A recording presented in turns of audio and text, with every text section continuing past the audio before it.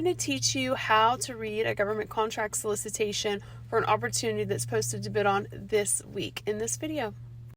This is for Bent Creek storm debris cleanup and drainage. So I'm going to look at a couple of things. First of all, make sure that it's a solicitation. Then I'm going to look on down and see when it's due, September 12th, 2025.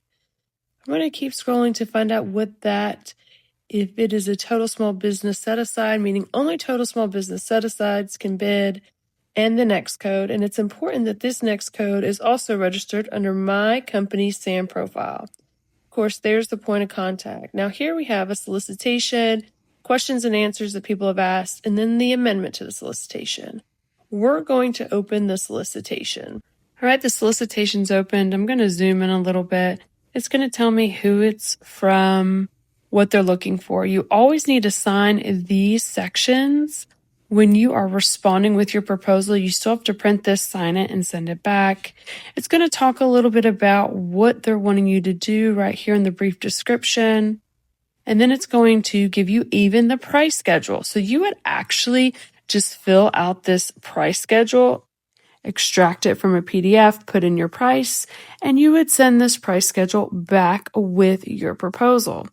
Now let's take a look at the actual scope of work and/or statement of work, where it's going to outline the type of work that they are needing completed. So you can determine at this time if your company can complete this work. So submittal procedures and formats, this is really good just because you need to make sure that you put this in your proposal, how you're going to update them on the job, and what submittal requirements they have of your company. And you need to make sure you're going to be able to complete those. If I keep scrolling down, it's going to talk more about the quality assurance and the quality assurance plan, which we'll get into a little bit more, closeout procedures, how they want the work done. They're demoing a different building on this solicitation as well. And then, of course, they're always going to just talk about how you're going to access the site, drawings of the areas that they want cleaned up. And now we're actually to the solicitation piece, where a lot of my clients originally get overwhelmed. And we're going to focus on this section because it's going to talk to you about instructions to offerers, as well as how you're going to be evaluated. And so in this case, they're saying, hey, your technical capability that you can do this work, your schedule, your quality control plan, and your past performance is very important to us. And that is how we're going to grade you. So what would you do? You would take all those factors. Those would become your headings when you are writing your proposal. And you need to make sure, I always talk about past performance, you outline that with the contract number of previous work, the project title, how much it was for, who it was for, etc. And then price. So the last factor is price, meaning you have to meet all their technical criteria and be the lowest price.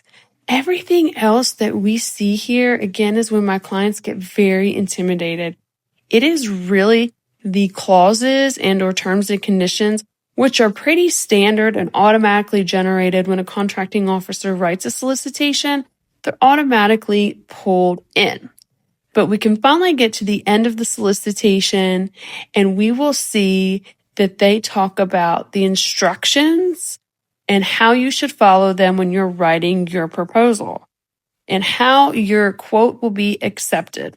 And again, they talk about when you respond back, you need to have a business proposal, which you can put in your technical proposal, include that signed page, which is the first page I showed you of this, the price, and really outlining your technical capability and how you're going to complete the work.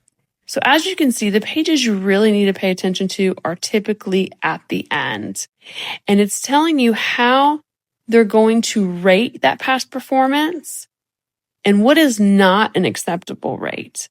So when they're grading these proposals, they are going to make sure that there's either go or no-go criteria, meaning you meet it or you don't meet it, and then they move on to price. So again, your proposal would need to be structured to the section. Lastly, they have their reps and certs. So all these last pages you typically see of a solicitation are their reps in search. You can print them on your SAM profile and just send those back and not fill out their form. I have another video on that. And that is how you read a government contract solicitation to bid and win.